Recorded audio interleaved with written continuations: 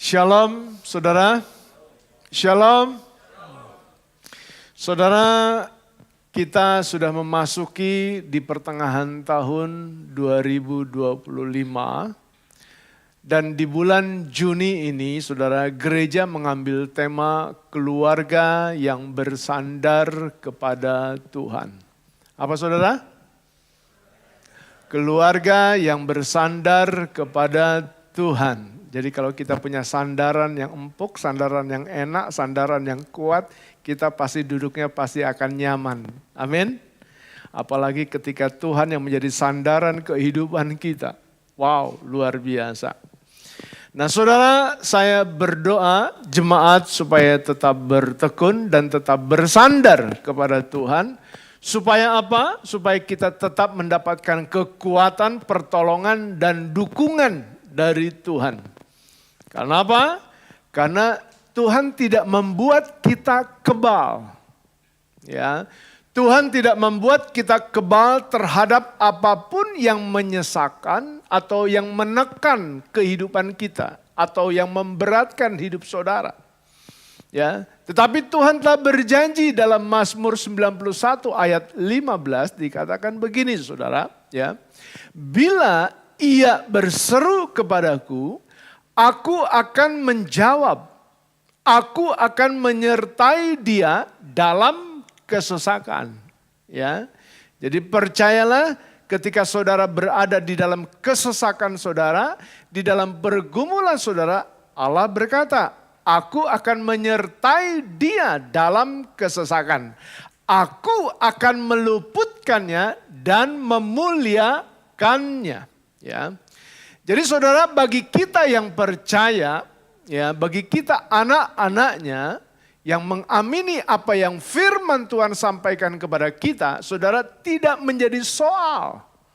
Ya, sekali lagi saya katakan tidak menjadi soal beratnya beban kita, besarnya masalah yang saudara hadapi. Sekalipun mungkin kita tertatih-tatih, ya, kita mungkin katakan menderita, mengalami tekanan, selama kita bersandar kepada Tuhan, bergantung kepada Tuhan dan mengandalkan Tuhan, saudara, tidak akan ada kesukaran yang bisa memisahkan kita dari kasih Kristus. Tidak ada saudara yang memisahkan saudara dari kasih Kristus. Karena apa? Firman Tuhan sendiri yang katakan dalam Roma 8 ayat 35. Dikatakan demikian. Siapakah yang akan memisahkan kita dari kasih Kristus? Saudara, ini firman Tuhan menantang kepada dunia ini, menantang kepada siapapun, kepada apapun. Ya, penindasan atau kesesakan atau penganiayaan atau kelaparan atau ketelanjangan atau bahaya atau pedang atau apapun yang ada di dalam dunia ini, siapakah yang memisahkan, yang dapat memisahkan kita dari kasih Kristus? Tidak ada, saudara. Ini harus kita imani. Tidak ada yang dapat memisahkan saudara dari kasih Kristus. Tuhan akan memberikan kekuatan kepada saudara, Tuhan akan menolong saudara, bahkan Tuhan akan mendukung saudara. Ini yang harus kita imani.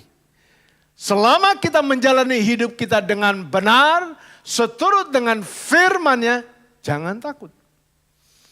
Karena Ulangan 1 ayat 30 sampai 31 bilang begini saudara. Tuhan Allahmu, dikatakan. Tuhan Allahmu yang berjalan di depanmu.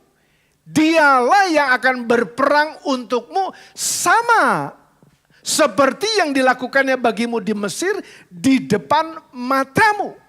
Jadi ini betul-betul sudah disaksikan oleh setiap mata kepala orang-orang pada saat itu. Menyaksikan benar bahwa kuasa dan mujizat Tuhan itu terjadi.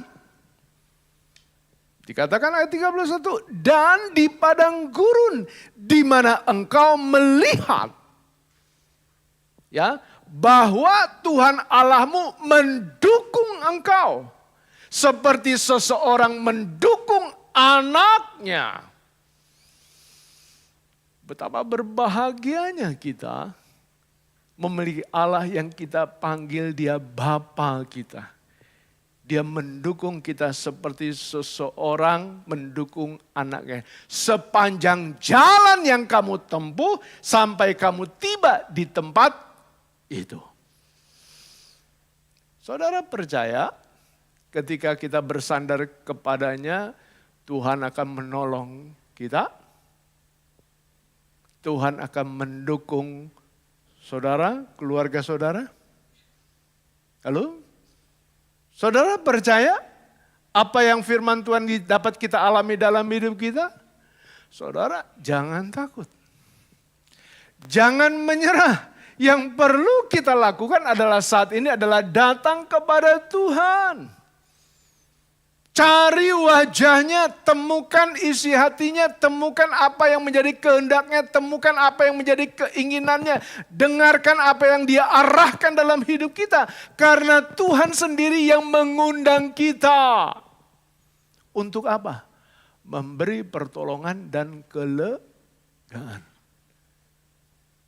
Bukankah Matius 11 ayat 28 katakan begini? Marilah kepadaku semua yang letih, lesu, dan berbeban berat, aku akan memberikan kelegaan.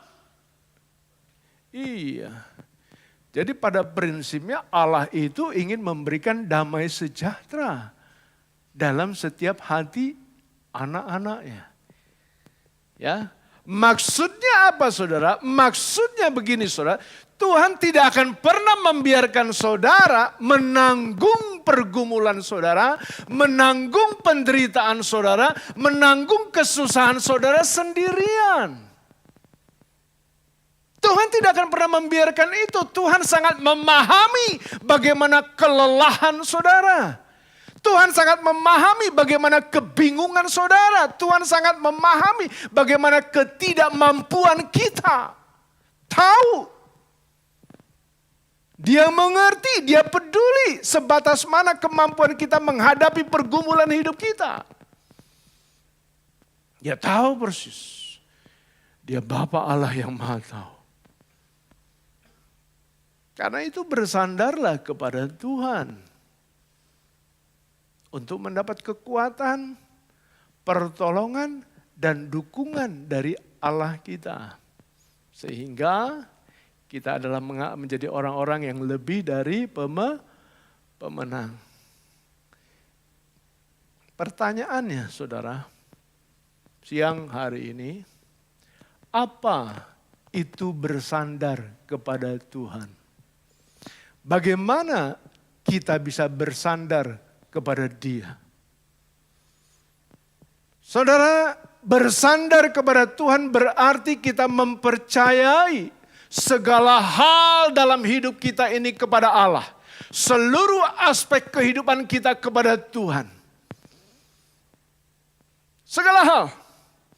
Jadi kita percaya penuh kepada Allah, baik buruk keadaan kita, baik kita sedang mengalami kesusahan maupun kesenangan, baik ketika harapan dan doa-doa kita mungkin belum Tuhan jawab, sepertinya Tuhan diam.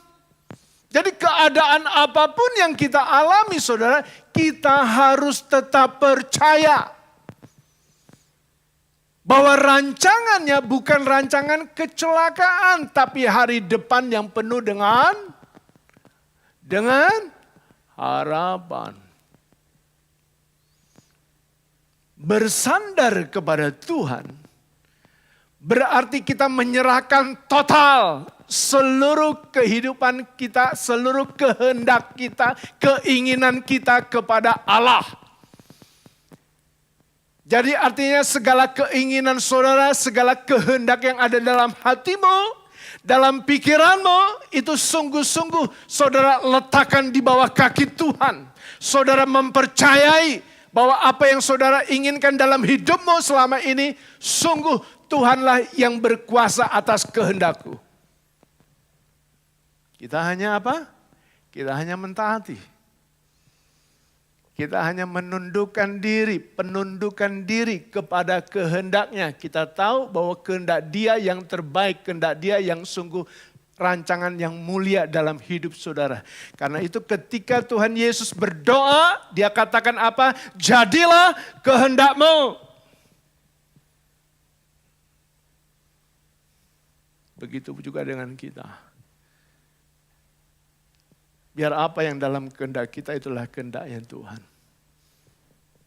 Jadi saudara, ketika situasi sulit, ketika situasi saudara mengalami hal-hal yang sepertinya gak mengerti atau memberatkan saudara, saudara mari kita tetap belajar tunduk dan taat kepada firman-Nya.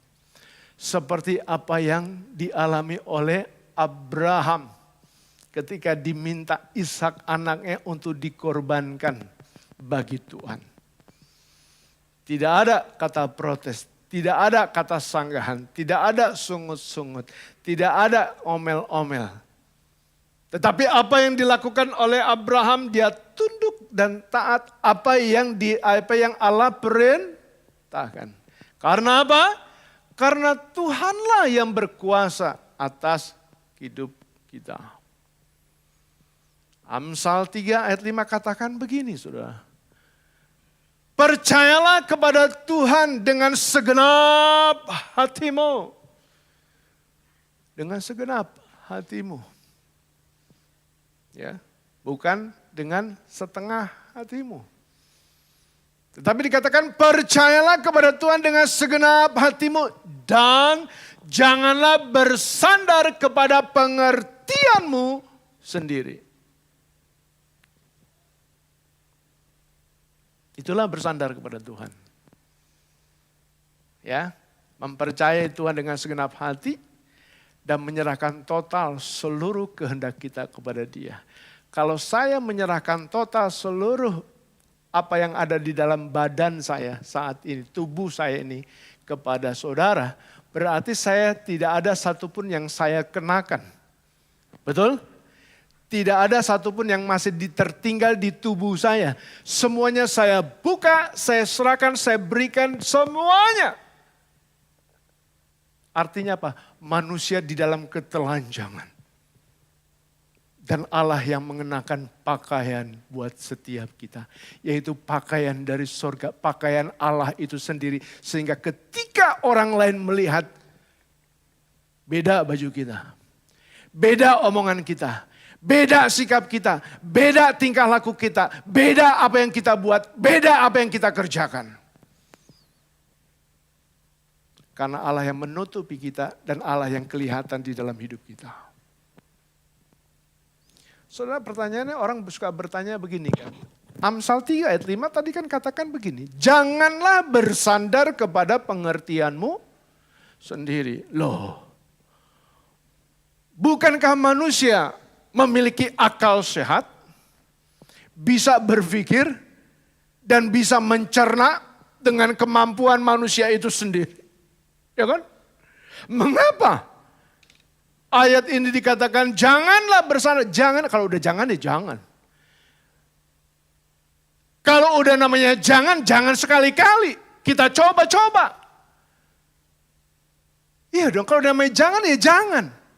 Tapi sungguh-sungguh jelas di sini katakan janganlah bersandar kepada pengertianmu sendiri. Jadi betapa pentingnya di dalam kehidupan kita sebagai manusia yang diberikan akal sehat untuk sungguh-sungguh mengerti bagaimana kita jangan bersandar kepada pengertian kita sendiri.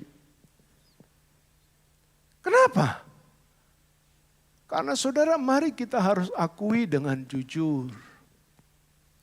Kita harus akui dengan kerendahan hati, kecuali kalau saudara masih tinggi hati. Kecuali kalau saudara merasa gua masih bisa, gua masih mampu. Kalau udah ada pikiran seperti itu, sulit. Saudara bisa menyandarkan hidup saudara kepada Tuhan. Ya.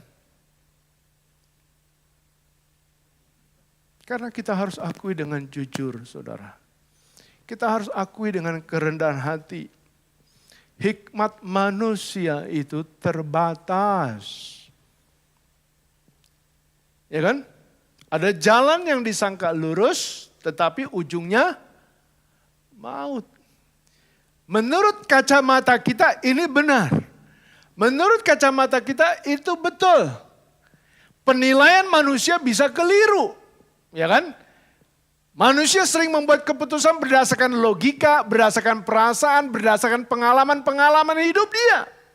Tapi itu belum tentu sesuai dengan kehendak Tuhan. Hati-hati. Kebenaran sejati itu datangnya dari Tuhan. Untuk itu kita perlu pentingnya mencari kehendak Tuhan. Bersandar kepada Tuhan dengan mempercayai dan menyerahkan secara total kehendak kita kepada Dia. Karena sekali lagi saya ingatkan bahwa tidak semua yang tampaknya benar, yang tampaknya baik di mata manusia itu benar dan baik di mata Allah. Pikiran manusia itu bisa keliru jika tidak didasarkan oleh kebenaran firman Tuhan. Oh iya, sekarang pertanyaannya bagaimana kita bisa bersandar atau menyandarkan hidup kita kepada Tuhan. Kita bisa bersandar kepada Dia di dalam ketenangan dalam hidup kita. Bagaimana? Mari saudara, kita perhatikan ayat selanjutnya. Dari Amsal 3 ayat yang ke-6. Dikatakan apa di sana? Dikatakan begini saudara. Akuilah Dia dalam segala lakumu. Ya. Akuilah Dia dalam segala lakumu. Saya waktu berhenti baca ayat ini di sini, saudara, saya kira ini bukan hal yang mudah. Untuk mengakui Tuhan dalam segala apa yang kita kerjakan, apa yang kita lakukan. Karena apa? Karena seringkali manusia melakukan segala sesuatu itu menurut cara-caranya sendiri. Menurut pikirannya sendiri. Menurut pengertiannya sendiri. Tapi ketika kita sungguh-sungguh mengakui Dia dalam segala lakumu, ayat ini selanjutnya dikatakan apa? Maka Ia akan meluruskan jalanmu. Nah saudara, bisakah kita mengakui Tuhan dalam segala apa yang kita lakukan, apa yang kita kerjakan? Bisa nggak kita?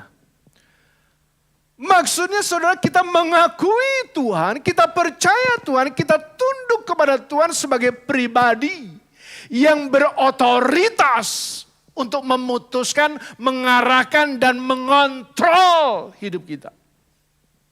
Biasanya orang paling susah, paling gak suka kalau dikontrol. Kalau anak-anak ditanya, udah belajar belum? Iya udah, kayaknya bentar-bentar ditanya. Ya kan? Saudara ditanya, gimana tugas dan tanggung jawab kita selama ini? Kalau di kantor, gimana? Rasanya udah maunya menghindar dari pertanyaan-pertanyaan situ. Saudara, kalau kita mengakui Tuhan sebagai pribadi yang berotoritas dalam hidup kita, Dia yang memutuskan, Dia yang mengarah, Dia yang mengontrol kehidupan kita. Ya. Dengan kata lain begini, Tuhan itu punya kuasa loh. Tuhan itu punya kuasa atas segala apa yang ada pada kita. Atas segala apa yang kita miliki, atas segala apa yang ada dalam otak kita, dalam pikiran kita, dan segala apa yang kita lakukan. Tuhan itu punya kuasa, akui enggak? Bisa enggak kita mengakuinya saudara dengan tulus dan jujur? Karena gini saudara, banyak orang yang percaya kepada Yesus, benar percaya. Siapa yang percaya kepada aku sebagai Tuhan dan Juru Selamatku, aku percaya Tuhan. Tapi tidak mudah untuk mengakui Yesus Kristus sebagai Tuhan di dalam hidupnya. Yang mengatur, yang membimbing, yang mengontrol akan dirinya. Tidak mudah saudara. Untuk tunduk kepada Tuhan sebagai yang berkuasa. Supaya Dia yang mengarahkan, kita hanya mengikuti dengar-dengaran apa suara Tuhan dalam hidup kita dan biarkan Dia yang mengontrol kita. Saudara kekasih di dalam Tuhan, percayalah. Kalau kita bisa mengakui Yesus yang berotoritas dalam hidup kita, percayalah. Dia akan meluruskan jalanmu. Dia akan membimbing keluarga saudara. Dia akan menunjukkan jalan yang benar. Karena Tuhan selalu hadir dan selalu ada bersama dengan saudara. Amin. Saya kasih ilustrasi. Ya, supaya kita mengerti sama-sama. Di dalam keluarga, saya yang punya otoritas. Sebagai suami. Amin. Ya. Lalu Tuhan jadikan Nancy sebagai istri saya. Dia harus tunduk kepada saya. Silakan boleh maju ke depan. Ya. Kalau istri saya tunduk kepada suami, kepada saya yang mengasihi dia, lalu saya juga punya anak. Kalau anak saya, dia menghormati saya sebagai orang tua, mereka akan mengakui. Harusnya mereka akan mengakui saya sebagai pemegang otoritas dalam keluarga saya. Payung ini saya yang akan pegang. Ya, ketika ada anak saya keluar dari payung saya, dari payung otoritas ini, ketika istri saya keluar dari payung otoritas ini, saudara saya akan tarik dia. Kamu jangan keluar dari payung ini. Saya megang ini, saya akan mengarahkan kamu jalan ke sini. Ini kamu kalau ke situ kamu kehujanan. Kamu kepanasan. Anda tetap bersama dengan saya. Dan kalau kami, silakan, makasih. Dan kalau kami bersama istri dengan anak-anak saya, ya, mengakui Yesus sebagai Tuhan, ya, maka Yesuslah yang memegang otoritas dalam keluarga saya. Bukan saya yang memegang, tapi Yesus yang memegang. Amin. Payung ini pasti Yesus yang memegang, saudara. Dan Tuhan sendiri akan meluruskan saya harus jalan kemana, saya harus ke arah mana, Dia yang akan membimbing kita. Nah saudara, berapa banyak ya keluarga-keluarga yang berantakan, keluarga-keluarga yang pisah, keluarga-keluarga yang tidak bersatu. Karena otoritas dalam keluarga itu tidak diserahkan kepada Yesus. Yesus tidak dibiarkan untuk menjadi pemimpinnya. Bisa suami yang kadang-kadang yang terus pegang otoritas dan salah menggunakan otoritasnya. Bisa suami, bisa istri, bisa anak-anak yang memegang payungnya. Masing-masing mau pegang otoritas, masing-masing mau memimpin, masing-masing gak mau diatur. Masing-masing punya pendapatnya sendiri, masing-masing punya pengertiannya sendiri. Rebutan payung, rebutan otoritas, rebutan kuasa. Karena itu saya gak heran. Ketika ada banyak keluarga-keluarga yang rebutan warisan. Saya berdoa kita mengerti keluarga kita harus menyerahkan otoritas kita kepada Tuhan Yesus. Karena itu kita perlu bersandar kepada Tuhan sebagai kebenaran sejati yang memiliki otoritas dalam keluarga kita. Saya percaya saudara, begini, ketika saudara mengakui ya, Tuhan sebagai pemegang otoritas dalam hidupmu, kita akan mengalami seperti apa yang ditulis dalam Keluaran 13 ayat 21 sampai 22. Ditulis apa saudara? Begini saudara, indah sekali. Dikatakan begini, Tuhan berjalan di depan mereka. Pada siang hari dalam tiang awan untuk menuntun mereka di jalan.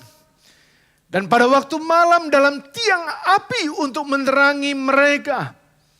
Sehingga mereka dapat berjalan siang dan malam. dengan tidak beralih tiang awan itu tetap ada pada siang hari dan tiang api pada waktu malam di depan bangsa itu. Tuhan akan menaungi keluarga saudara. Tuhan akan menaungi kehidupan saudara sekalipun dunia semakin memanas. Baik keadaan politik, ekonomi, keuangan, apapun. Tuhan akan tetap memimpin dan menuntun langkah saudara.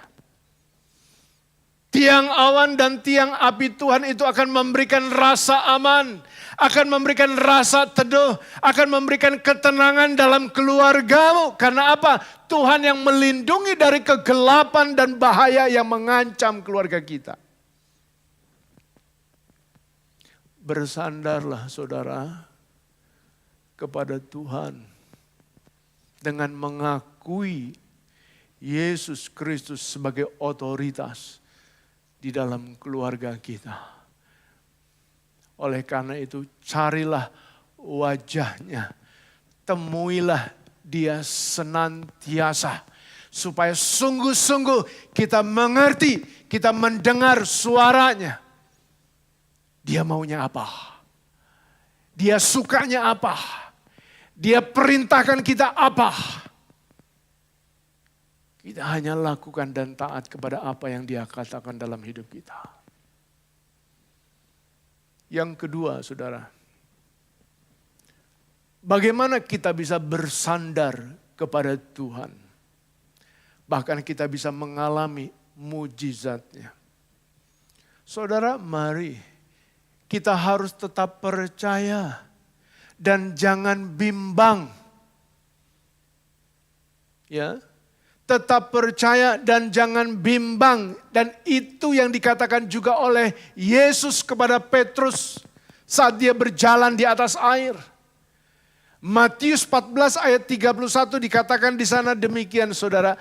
Segera Yesus mengulurkan tangannya memegang dia dan berkata, "Hai orang yang kurang percaya, mengapa engkau bimbang?" Apa saudara? Kurang percaya dan bimbang yang menjadi penyebab Petrus tenggelam. Saudara begini, yang dikasihi oleh Tuhan, disayangi oleh Tuhan. Bukankah pada awalnya Petrus bisa berjalan di atas air? Halo? Petrus mengalami mujizat di dalam hidupnya. Baru kali ini gue berjalan di atas air. Pada awalnya demikian yang terjadi seperti apa yang firman Tuhan tulis katakan dalam Matius 14 ayat 28-29. Ditulis di sana demikian saudara. Lalu Petrus berseru dan menjawab dia, "Tuhan, apabila engkau itu suruhlah aku datang kepadamu berjalan di atas air." Kata Yesus, "Datanglah." Yesus bilang, "Datanglah." Maka Petrus turun dari perahu dan berjalan di atas air mendapatkan Yesus. Saya nggak tahu berapa langkah. Tetapi firman Tuhan katakan Petrus berjalan di atas air. Betapa luar biasanya. Petrus bisa berjalan di atas air. Menurut akal sehat. Menurut apa yang kita dapat lihat pada saat itu, tidak mungkin manusia bisa berjalan di atas air. Coba-coba aja nanti saudara kalau naik perahu, saudara cebur ke laut, saudara jalan di atas air. Tak mungkin manusia bisa berjalan di atas air. Menurut akal sehat, tidak mungkin Petrus bisa mengalaminya berjalan di atas air. Sesuatu yang tidak masuk akal. Manusia berjalan di atas air. Pertanyaannya begini saudara. Apa yang membuat Petrus berani turun dari perahu dan berjalan di atas air? Apa? Apa yang membuat Petrus berani dia turun dari perahu lalu dia berjalan di atas air? Apa? Itu yang perlu kita mengerti. Karena apa? Karena Petrus mengenali betul suara yang memerintahkan dia untuk datang. Datanglah, datanglah. Suara itu tidak asing bagi Petrus. Petrus mengenali betul siapa sosok yang menyuruhnya datang dan berjalan di atas air. Dialah Yesus Kristus yang menjadi andalannya selama ini. Kenapa kita ragu? Kenapa kita bimbang? Karena kita enggak mengenali sungguh-sungguh Yesus Allah kita yang sanggup untuk menolong hidup kita. Kita enggak mengenali dengan benar. Kita enggak mengenali dengan dekat siapa Yesus Tuhan penyelamat kita. Saya tanya sama saudara, apakah anak-anak saya, Elvin sama Devin, selama ini dia mikirin besok gua mau makan apa ya? Dia mikirin gua mau pakai baju apa ya? Dia mikirin segala sesuatu apa yang dia khawatirkan dalam hidupnya. Mikirin gak dia gitu? Dia takut gak? Dia apa yang dia mau makan besok? Karena apa? Dia tahu gua tinggal sama bapak gua tinggal sama emak gua. Gak mungkin mama papa tidak memberikan makan. Betul? Gak mungkin. Jadi gak ada kepikiran besok saya mau makan apa, besok saya mau minum apa, besok saya pakai baju apa. Enggak. Bapa di sorga sesungguhnya menyediakan segala sesuatu apa yang kita perlukan. Karena itu tanda kutip sangat bodoh sekali. Ketika kita lihat dalam cerita anak anak bungsu yang minta warisan lalu anak yang sulung bilang, kok bapak sepertinya enggak adil. Ya kan? Kok saya enggak bisa menikmati itu. Bapaknya bilang apa? Kamu tinggal sama saya loh. Kamu anak saya loh. Kok kamu enggak ngerti selama ini kamu yang punya, kamu juga memilikinya. Saudara, apa yang membuat Petrus berani turun dari perahu dan dia berjalan di atas air? Karena Petrus melangkah dengan iman untuk turun dari perahu dan berjalan di atas air. Tetapi sayangnya saudara, sayangnya apa yang terjadi kemudian. Matius 14 ayat 30-31 diceritakan di sini begini saudara. Tetapi ketika dirasanya tiupan angin, takutlah ia dan mulai tenggelam lalu berteriak, Tuhan tolonglah aku. Segera Yesus mengulurkan tangannya. Kita kadang-kadang suka begitu. Kita sudah mulai melirik dengan persoalan kita. Kita sudah mulai tengok-tengok, lihat-lihat masalah kita. Bener ya, ini kayaknya anginnya kenceng banget, berasa. Bener ya, masalah gue kayaknya gede banget. Kayaknya gak mungkin gue bisa terus bertemu dengan Yesus jalan di atas air. Berasa tiupan anginnya begitu kencang. Tetapi luar biasa saudara. Yesus Kristus Allah yang kita sembah, dia tidak membiarkan Petrus tenggelam. Dikatakan apa? Segera Yesus mengulurkan tangannya. Memegang dia dan berkata, hai orang yang kurang percaya, mengapa engkau bimbang? Saudara yang dikasihi Tuhan, janganlah heran. Ya. Janganlah heran saat iman kita mulai bekerja seperti Petrus beriman. Dia turun dari perahu dan berjalan di atas air. Saat kita ingin bersandar kepada Tuhan, kita akan menemukan pertentangan antara akal sehat dengan iman kita. Itu pasti akan bertentangan antara akal sehat, antara apa yang kita lihat dengan mata kepala kita sendiri, dengan iman yang Tuhan taruh dalam hidup kita. Itu yang sering kali kita alami.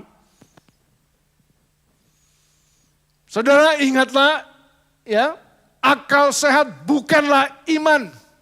Dan iman bukanlah akal sehat, keduanya berbeda. Yang satu alami, yang satu spiritual.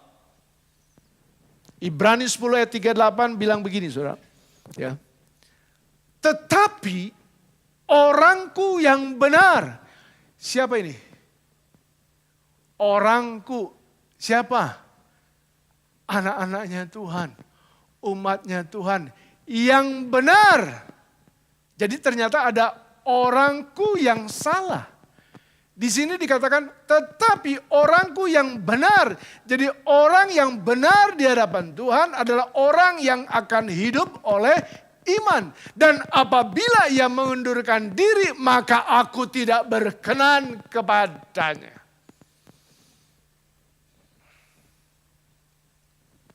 Izinkan saya bertanya begini saudara. Ya. Bisakah saudara mempercayai Yesus saat akal sehat saudara tidak mempercayainya? Bisa? Bisa nggak saudara percaya kepada firman Tuhan saat akal sehat saudara bekerja untuk, wah kayaknya nggak percaya. Bisa nggak?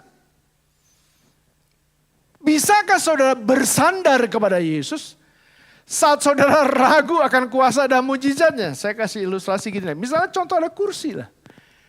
Waktu saya mau bersandar di kursi itu saudara, saya ragu itu. Kursi ini kuat nggak untuk menopang saya? Senderannya kuat nggak? Jangan-jangan saya ngejeblak gitu kan. Jatuh itu kan. Kalau saya ragu sama kursi ini, kira-kira saya bisa nggak bersandar? Enggak. Ngapain saya ragu?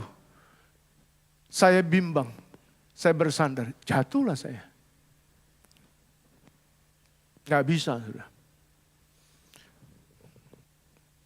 Sekalipun kadang-kadang kita percaya, biasanya suka setengah-setengah bukan?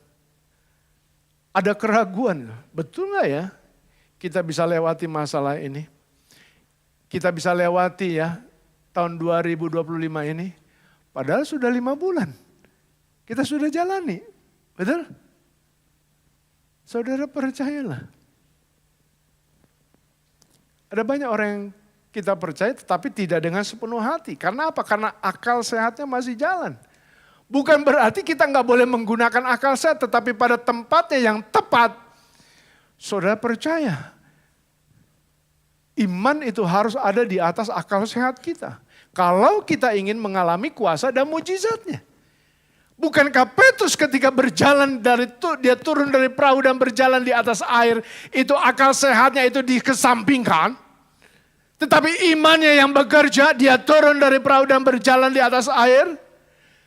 Saya yakin kalau misalnya Petrus ketika mau turun dari perahu, tapi akal sehatnya mulai bekerja, gak akan turun dari perahu, gak akan berjalan di atas air.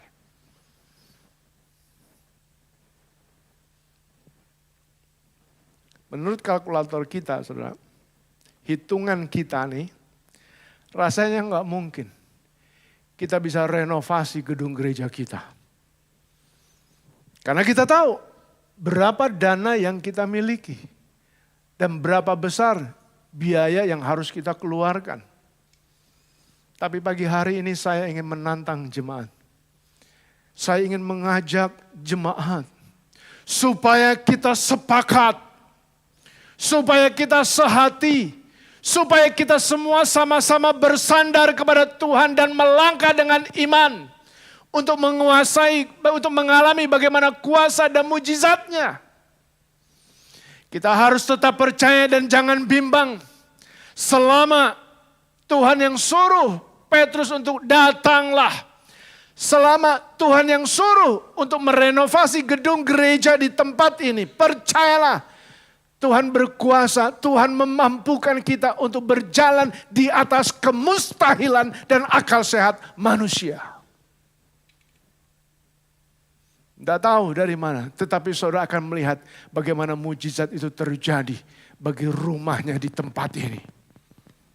Terlalu banyak cerita-cerita kebenaran firman Tuhan tentang hal-hal yang mustahil, hal-hal yang sepertinya tidak masuk akal. Tetapi itu dialami oleh orang-orang yang percaya dan bersandar kepada Tuhan. Saya rindu kita punya hati yang sama. Kita punya gerakan yang sama.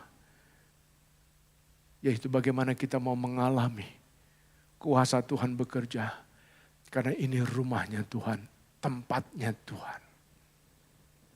Karena itu apa?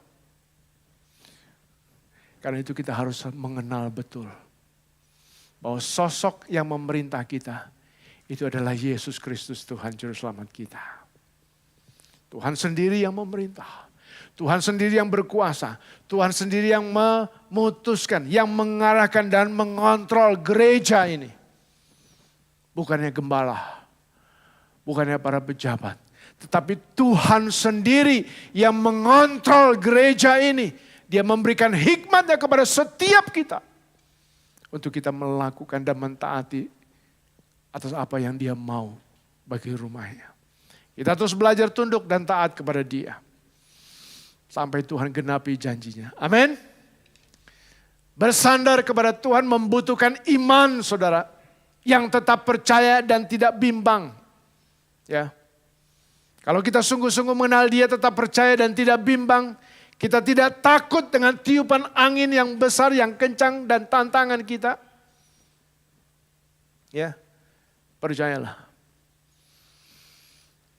Saudara menjadi orang-orang yang mengalami bagaimana kuasa Tuhan terjadi di tempat ini. Karena kita tahu, karena kita mengenal siapa sosok yang memanggil kita, yang memerintah gereja ini. Karena kita mengenal, kita tahu sosok yang berdiri di depan kita, sosok yang berjalan bersama kita, dialah Yesus Kristus Tuhan kita. Bersandarlah kepada Tuhan. Tidak ada yang mustahil untuk keluarga saudara alami. Pemulihan saudara alami. Kesembuhan saudara alami. Ketika kita sungguh-sungguh mempercayai Tuhan atas segala hal dalam hidup kita. Dan menyerahkan secara total seluruh kehendak kita kepada Dia. Amin. Mari kita tundukkan kepala, kita berdoa.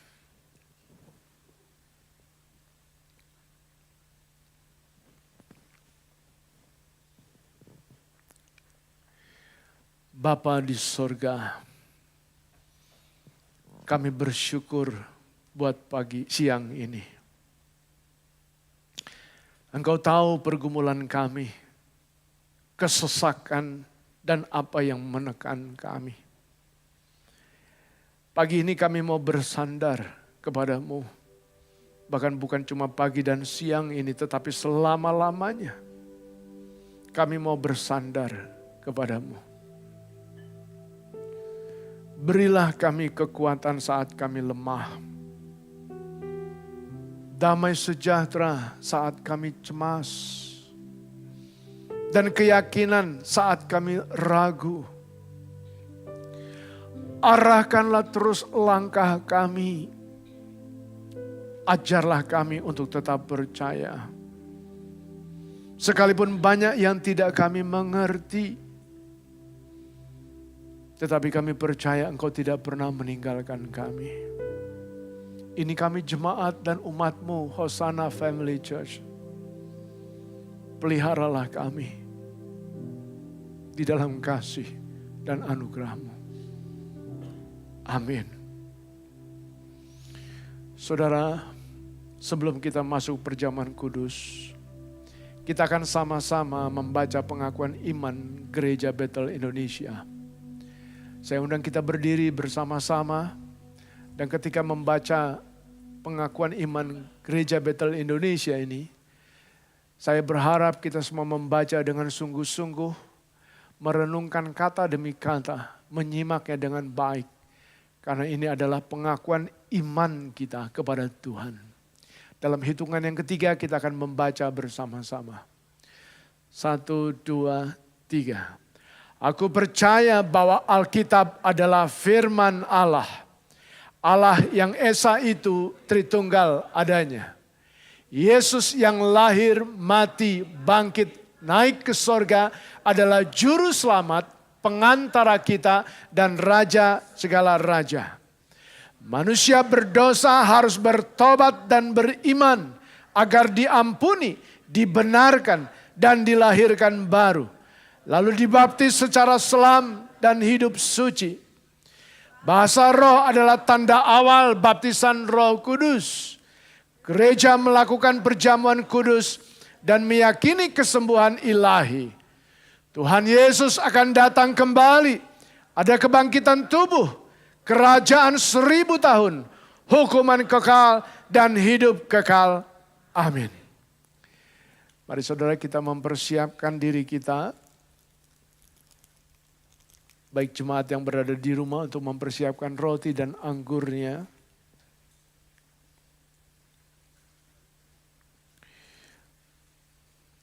Kita tundukkan kepala sekali lagi. Kami bersyukur Tuhan, Engkau memberikan kesempatan buat setiap kami untuk mengikuti sakramen perjamuan kudus siang ini.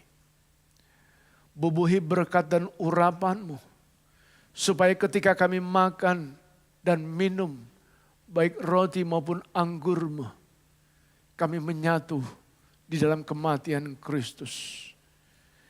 Kami menanggalkan manusia lama kami, dan kami berjalan dalam manusia baru kami. Kami menyatukan setiap kehendak kami dengan kehendak-Mu. Kami menyatukan segala apa yang kami inginkan di dalam keinginan-Mu. Sehingga segala sesuatu yang ada pada diri kami dalam hidup kami adalah tentang Tuhan. Tentang Kristus Yesus. Sehingga semakin hari kami semakin menjadi serupa seperti Kristus. Terima kasih Bapa di surga. Di dalam nama-Mu Tuhan Yesus.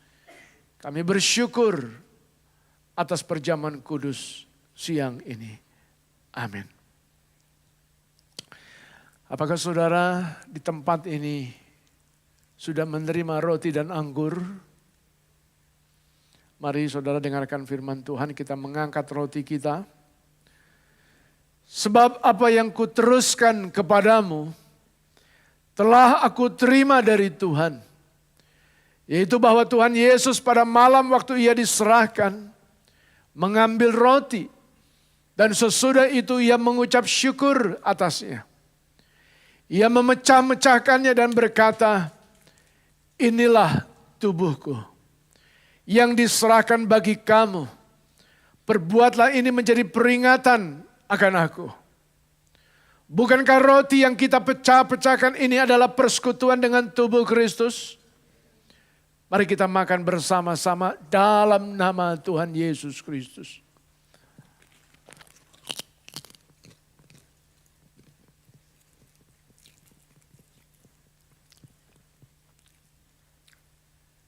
Mari kita mengangkat cawan yang ada di tangan kita. Demikianlah juga ia mengambil cawan sesudah ia makan. Lalu berkata, cawan ini adalah perjanjian baru yang dimeteraikan oleh darahku. Perbuatlah ini. Setiap kali kamu meminumnya menjadi peringatan akan aku. Sebab setiap kali kamu makan roti dan minum cawan ini, kamu memberitakan kematian Tuhan sampai ia datang. Bukankah cawan pengucapan syukur yang atasnya kita ucapkan syukur adalah persekutuan dengan darah Kristus? Mari kita minum bersama-sama dalam nama Tuhan Yesus Kristus.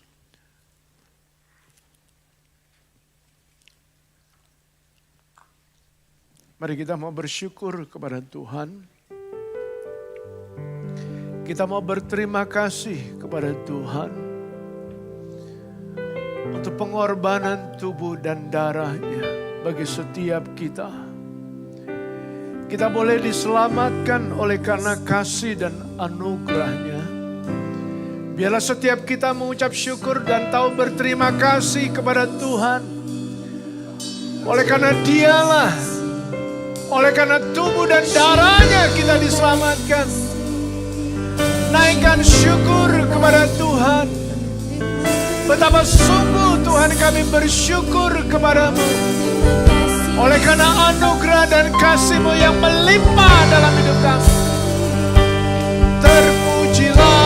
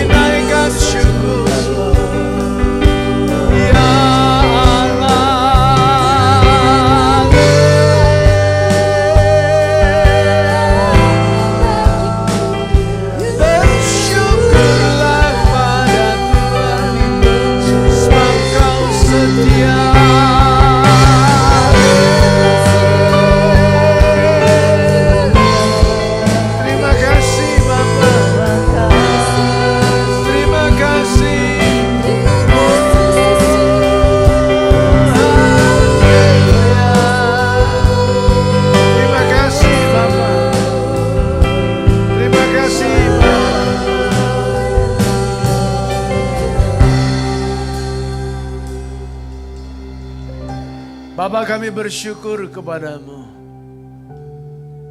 Betapa sungguh kami bangga memiliki Engkau Yesus Kristus, Tuhan dan Juru Selamat kami. Ajarlah kami tetap terus bersandar kepada Tuhan. Mengandalkan Tuhan di atas segalanya. Mengakui Yesus atas segala apa yang kami buat dan kerjakan. Sebagai pemegang otoritas dalam keluarga kami. Dan Engkaulah Tuhan yang memerintah dan berkuasa. Terima kasih Tuhan. Biarlah setiap anak-anak jemaat-Mu di tempat ini tetap percaya dan tidak bimbang. Sebab kami mengenal betul siapa sosok yang berjalan bersama dengan kami. Engkaulah Yesus Kristus, Tuhan Juru Selamat kami. Di dalam nama-Mu Tuhan, kami bersyukur dan kami berdoa. Amin.